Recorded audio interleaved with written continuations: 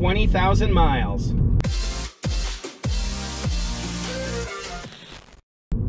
Hey guys, welcome back to the channel. So for today's video, 20,000 mile update on the Mini Cooper SE electric.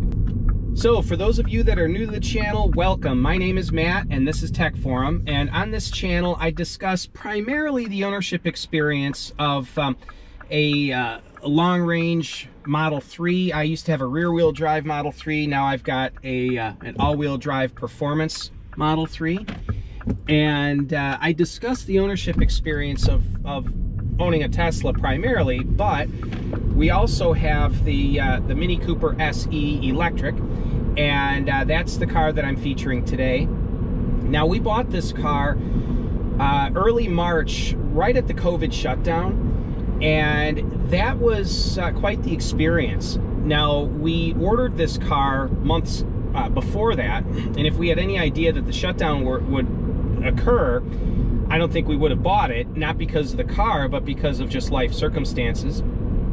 My business, I do in-home service work as one of my businesses, and doing in-home service work isn't very conducive to a worldwide pandemic that's breaking out. So we brought this car home kind of nervously, I guess you'd say. We didn't want to lose our deposit, so even though I had no work at the time, we decided to go ahead with the purchase rather than lose our deposit and cancel out on the car. Beautiful street rod right there. Beautiful car. Anyway, so we picked the car up. Didn't really drive it much at first because we were so stressed out about COVID and am I going to have work and all that. Well, as my workload came back, we began driving the car more and more and have really fallen in love with this thing. Now, this is the, let me think here, the third EV that we had owned. We had my Tesla Model 3, again, my first one, which was a 2018 long-range rear-wheel drive car. We also, at the time, had a smart electric drive. That was a 2000, what was that, 14 model, I believe, if I'm not mistaken, and a little short range, 86 mile range EV, a little smart car, rear wheel drive, fun car. We bought that for our teenage son to use, and then we had this. So this was our third EV. We kind of knew what to expect, but there's a lot about this car to love, really. It is quite quick. You get on it and it pulls. I mean, it's the quickest Mini Cooper ever made, I believe, other than the GP. It is, in sport mode, especially if you turn the traction control off, it is a very playful car. It has that Mini Cooper character and Mini Cooper handling without the Mini Cooper unreliability that you come to expect with, not all of them, but many Mini Coopers. So, a little bit of tire spin there. Let's see here, let's throw it into a corner.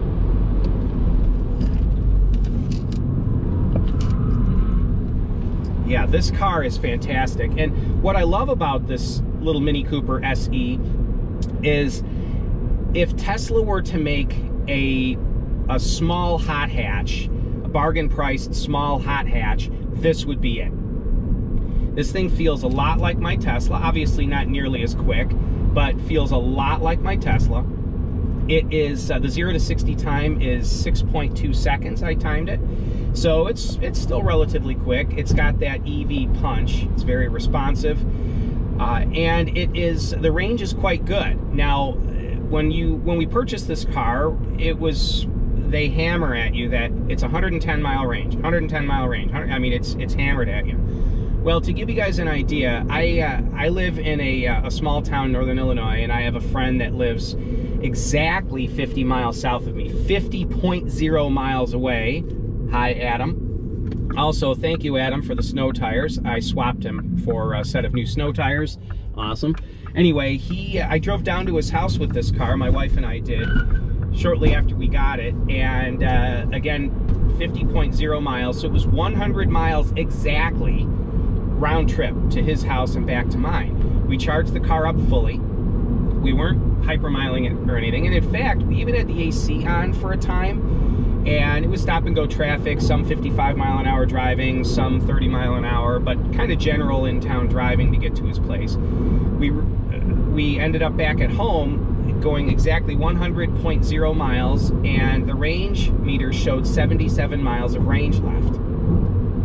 Most often, when we drive the car, we find that the estimated range is about 30% pessimistic. I would say the car has about 140 to 145 mile range realistically, not exaggerating, just realistically. So the 110 mile rated range that they give it, I think you'd really have to work to get worse than that. In fact, this car uses a heat pump, not a resistive heater. So in the wintertime, it's got, we average about 110 to 115 miles of range in the winter, maybe 120. So 145-ish in the summer. So this car it's not as long range as a Tesla, and a lot of people will whine that the range isn't long enough, and that's fine. If the range isn't long enough for you, then buy a different car. But I'll tell you, in our ownership experience of having this car for 20,000 miles, the range has not been a concern whatsoever.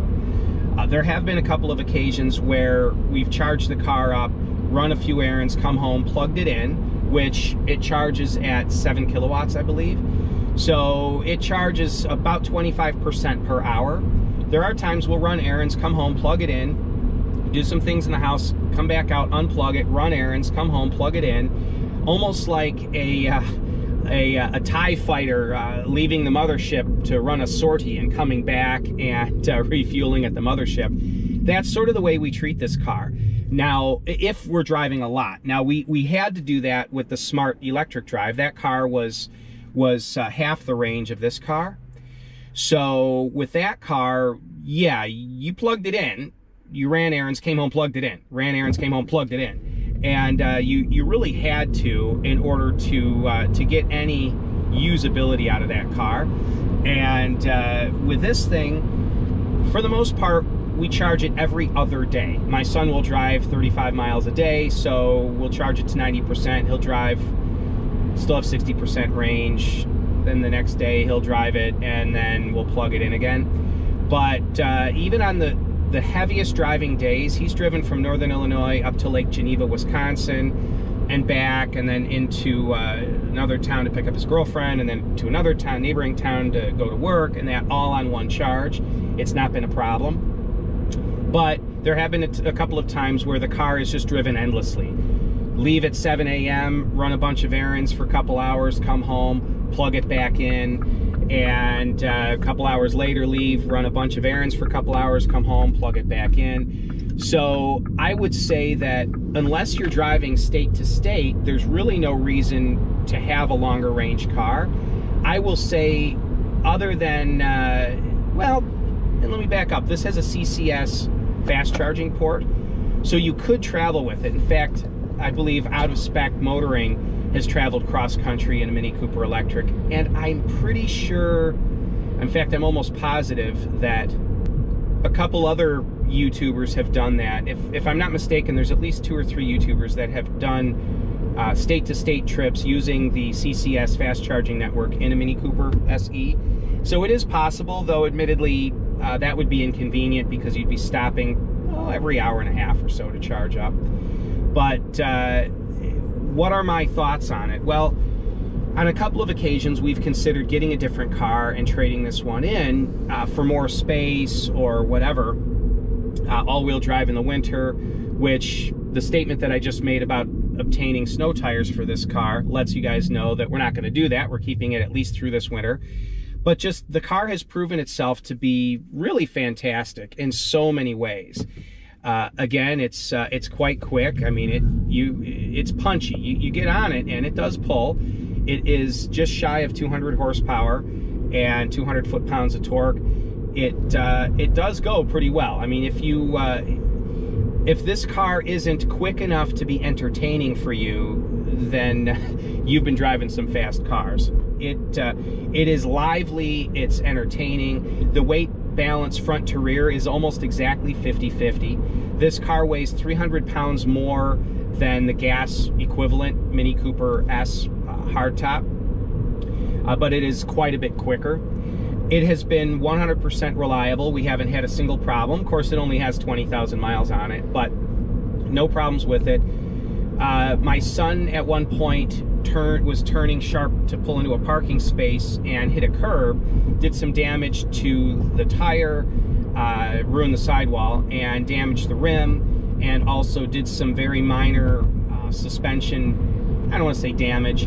The car was thrown really badly out of alignment, and so we got a new tire. I repaired the rim and just ground off the scuffs, taped it off and painted it, and then we just had a local tire shop that put the tire on for us, do the alignment. And though it's an electric car, the chassis is based on the gas car, and so they had no issues aligning it. It was just like a normal car. But that wasn't a reliability issue with the car. That was just a mishap with my son driving it, which we made him pay for the tire and the alignment and that. So yes, he's responsible. Now, what are my thoughts overall? Would I do it again? Would I, if I had it to do over? Well, yes. I would probably buy the Iconic trim. There are 3 trims, or there was when we bought this car: the Signature, which is the base, Signature Plus, and Iconic. The Iconic is double sunroof. This front part opens, the rear is fixed in place, and has heads-up display, has high-end sound and a large screen. The Signature has just metal roof. It has basic steering wheel and more basic infotainment in that. And oh, the Iconic has pleated leather seats. This is the Signature Plus, which has the fabric, two-tone fabric and vinyl sided seats, but does have the sunroof. Has the smaller 6.5-inch versus 8-inch screen. No heads-up display, the more basic steering wheel. The Iconic has a higher-end steering wheel. So if we were to do it over again, I would buy the Iconic trim, not because I'm unhappy with this car, but just because, I don't know, a few $1,000s more, it'd be nice to have. I'm really glad that we got the sunroof. So 2 clicks and it opens right up. The wind deflector here, buffeting. And the wind deflector stops the buffeting, which is really nice. There's only a minimal amount of sound coming from it. Close that. It closes to a slightly up-vented position. One more push closes it fully. This car, it is perfect, and I mean perfect, for what it is. And what I mean by that is, this car was $33,000 for an EV, very inexpensive. We got the $7,500 tax credit, and yes, we took advantage of the full tax credit. So this car effectively cost us $26,000. The base is $29,000. So the Signature car, and I would say that if money is tight and you want an EV and you don't drive far and you like an engaging enthusiast car, you really need to at least look at one of these things. They're very rare. I've only seen one other Mini Cooper SE on the road, but it's a wonderful car. This car has a BMW i3 drivetrain. The i3 is their kind of funky space age looking hatchback that has a carbon fiber reinforced plastic body and chassis structure, and this car uses the drivetrain from the i3, the i3S, which is the higher horsepower version. In the i3, it's in the back, it's a rear-wheel drive configuration. In this car, it's front-wheel drive under the nose of the car. So they pulled the drivetrain basically out of the gas car, put the i3 rear drivetrain into the front of this car, and then removed the exhaust system and gas tank and put a battery in that, battery and high voltage wiring in that center tunnel and gas tank area. I believe that the range this car has was all the batteries they could fit in without making substantial changes to the chassis. There was no intrusion within the unibody of the car inside the cabin to make room for batteries. So they used all the available battery space, or all the available space under the car from what was removed to put batteries in, and that leaves you with a 110-mile rated range, which again is more like a 145-mile range. I believe they did a little bit of reinforcing because there's a little extra weight, and I know the car rides a half-inch higher because the battery hangs about a half-inch lower. So those are the changes that they made to the car. After 20,000 miles, what is my opinion of this being a parts bin car rather than a tire squeal, rather than a ground-up designed EV? Well, my Tesla, again, I've had 2 Teslas, were ground-up designed EVs. Yes, it is clear that those cars are optimized for electric propulsion because that's the way they were designed from the ground up. This car was designed as a gas car and was adapted. This car at $33,000 would have probably been $40,000 if it were designed from ground up as an EV, especially if the purpose of doing a ground up design is to get more range because batteries are expensive. So the point to this car was to make a fun, daily drivable EV at a reasonable price. And I think that in that respect, Mini Cooper / BMW has done a wonderful job. And in fact, I would defend BMW for making this car in the guise that it is, which is an adapted, sort of a factory swap gas to EV conversion. I would defend it for a number of reasons. Number one, it has proven itself to be a wonderful car in the electric guise. Number two, the price, as I said before, is reasonable. Number three, it's been reliable. Typically, when you look at a compliance car that's been converted, I don't know, the Fiat 500e comes to mind, there's a couple others. Those are compliance cars that were designed to meet government compliance, EV numbers to market in certain segments. Those cars typically have some pretty severe limitations. This car really doesn't. Again, the range isn't as long as a Tesla, but it's long enough for the vast majority of people. And many compliance cars are unreliable or very quirky in a lot of ways. This car really isn't. The electric drivetrain is very well integrated into the car, and so there's really no issues. I applaud BMW for building this car the way they have.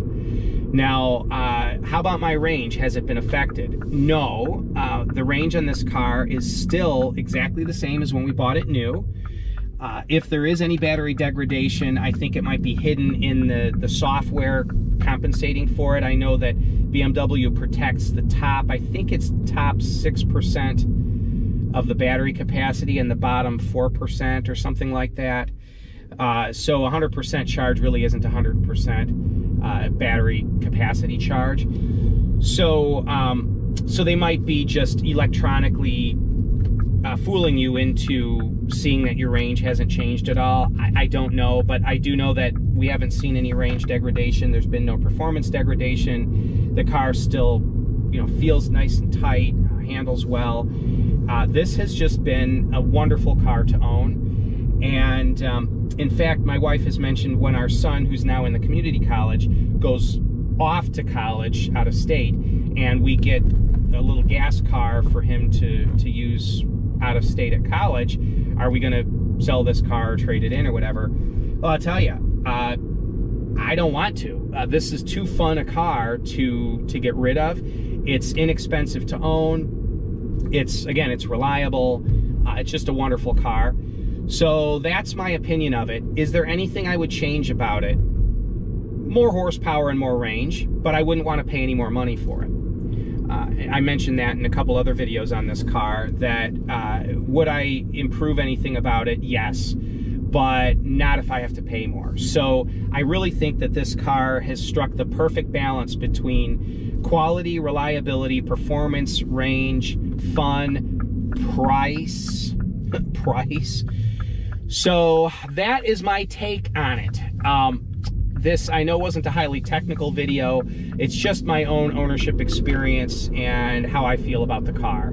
So if you guys have any questions, leave them in the comments section below. We plan on keeping this car for quite some time yet, and I'm more than happy to answer whatever I can for you. Got some other cool videos coming up soon, so keep your eyes on the channel. If you want to know what it's like owning multiple EVs with only one charger, I've shot videos on that, but I can answer those questions down below. We only have one 40 amp charging circuit, so we have to swap charging between the two electric cars. That has been fine. We used to do it with 3 cars without an issue. So anyway, I think that's it for me for today. If you guys have any questions, again, leave them in the comments section below. Keep your eye on the channel for a couple of very cool videos that are not really EV ownership related, but even a couple business videos coming up. So anyway, thanks for tuning in, guys. Have yourselves a wonderful day, and as always, stay charged. Take it easy now. Bye-bye.